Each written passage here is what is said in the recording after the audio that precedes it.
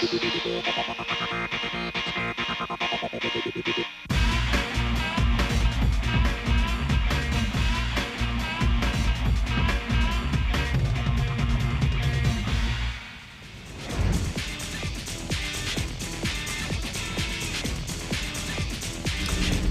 to Las Vegas, a city famous for entertainment, high-stakes gambling, and boxing matches.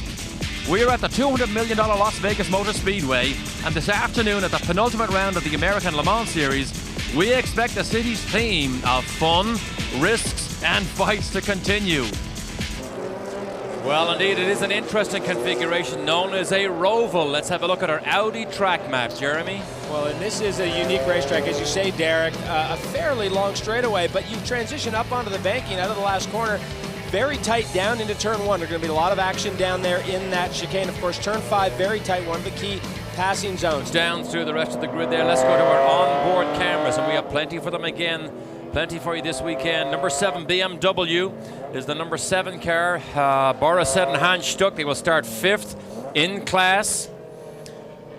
But certainly they have been very, very strong. And the 4th member of our broadcast crew this afternoon is Dorsey Schrader. Dorsey?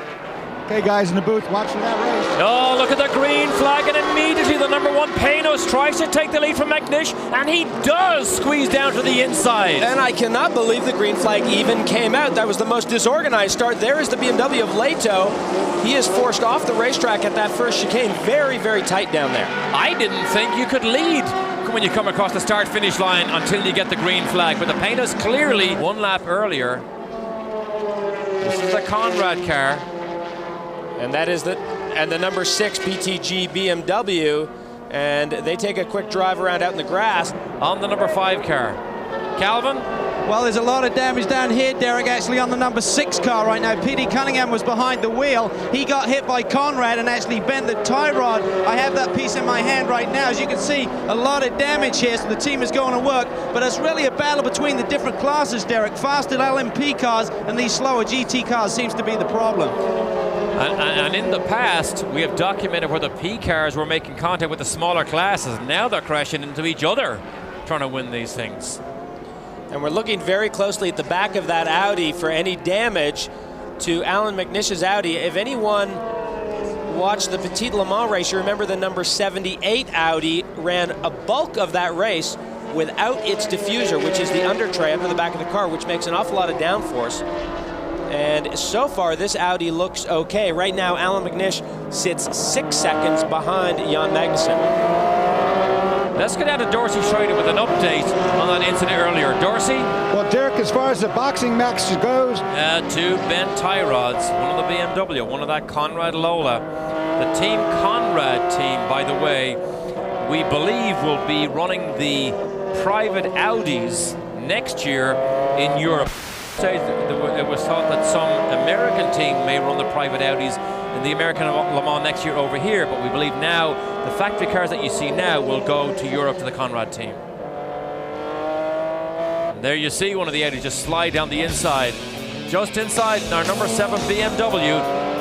Well, guys, she blowed up. Yeah, she did. Mike Colucci does such a good job. Has a great history with Porsches, 956s in the old days, then sets up his own team. Man, they do development on that car, run an aerodynamic package at Petit Le Mans that they didn't quite like, but they have had no look that is good at all year. On board now with our number 7 car. The number 7 car, Boris said, behind the wheel. Boris said has competed in about 19 events this weekend alone. Yeah, Boris has been one busy guy, no question about it. Now, here is the run out onto the front straightaway for this BMW. You see top speed in the lower left corner there. And see how violent it is when you just move up onto that banking, particularly when you have to move over for the P cars. And that was the battle there, Gunan and O'Connell.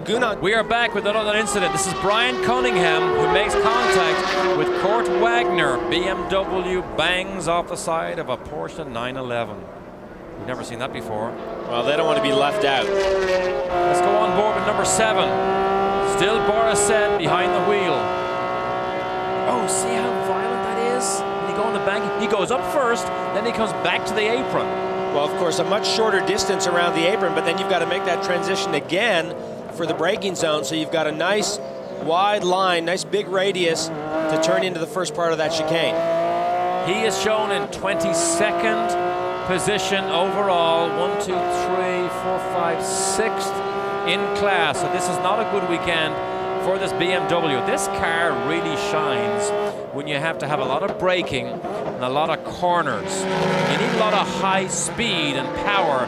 The Porsche 911 still is way dominant over that 3 Series BMW. Well, remember that M3 in the first year of its development, there is one of the prototypes, one of the lights cars, I believe, the number 13 Nighthawk racing car off down at turn 5. The M3, of course, in its first year of development, and they will get that car right, and the battle will continue. I think that, Alan McNish knows Jan Magnussen is not in this championship. He's obviously in a very aggressive mood today, and has already had McNish off the road once. McNish, of course, thinking championship and not thinking just about one race win. But I'm still very surprised that he didn't really challenge him at all. And the factory Corvette cars, because these cars will not be run by Orca next year. They are going to focus on the prototype class.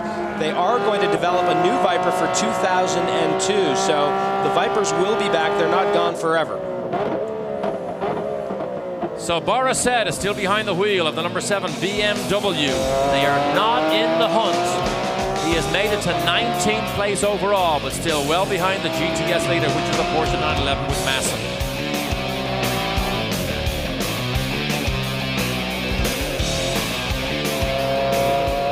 It's going to be a tyre change we would expect. Alan has done almost a double stint on this with just over an hour left in this event, as the sister car, the 78 car, comes in right behind him, taking advantage of the full caution period. It's going to be tight, guys. I think it's going to be a real question mark as to whether they can do it the rest of the way. Meanwhile, that number 1 car is down in pit lane also, Doug. And of course, in sports car racing, under certain rules and under certain sanctioning bodies, They used to point the leaders around after a full course yellow to put the leaders up at the front of the line. They do not do that in the American Le Mans Series, and that's why the leaders were caught in the middle of that group of cars, and that had a lot to do with setting off that incident.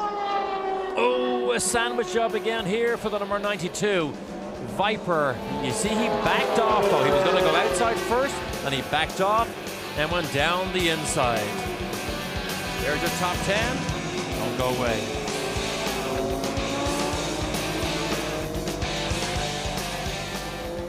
The pits.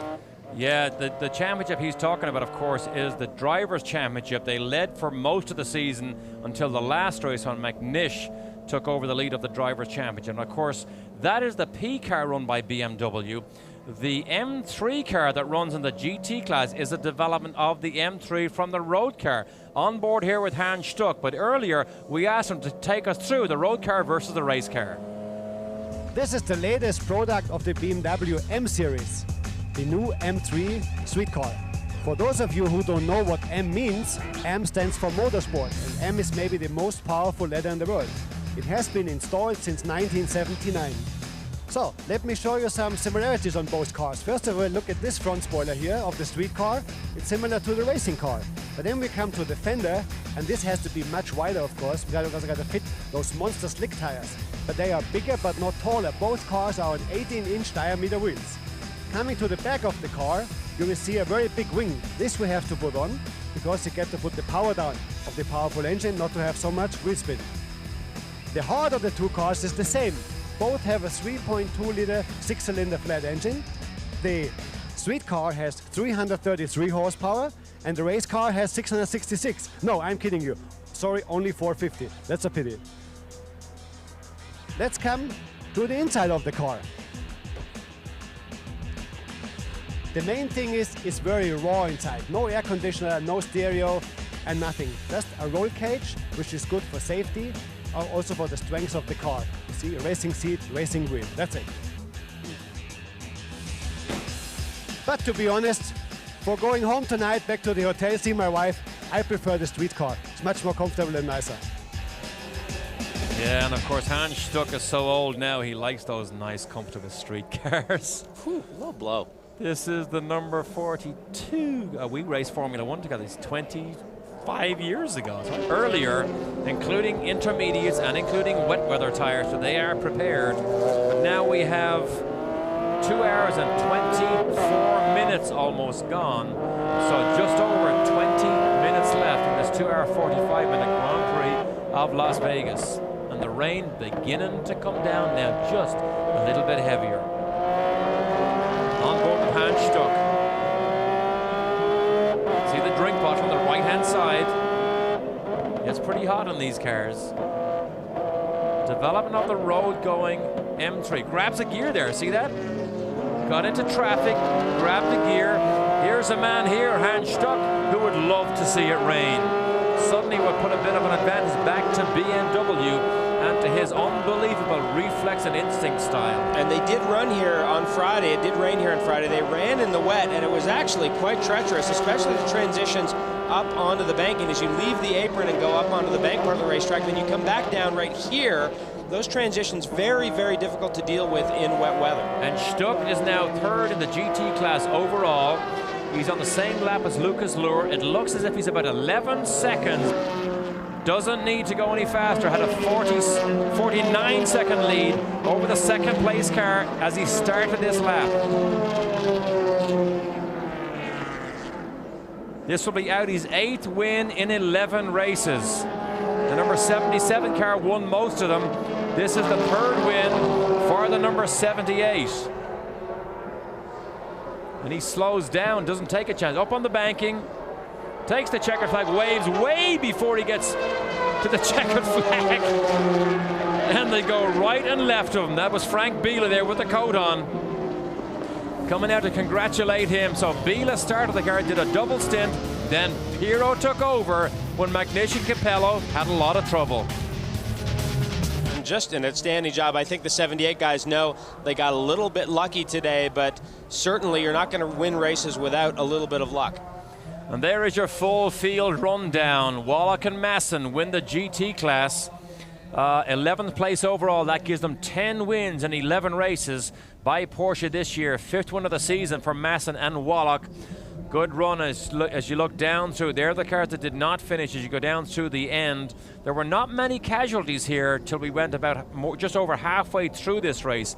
But there are the Audi boys. What a celebration for those boys there. Again, superb effort. Calvin, so long for the Las Vegas Motor Speedway. Final event of the year is the other side of the world, Adelaide, Australia.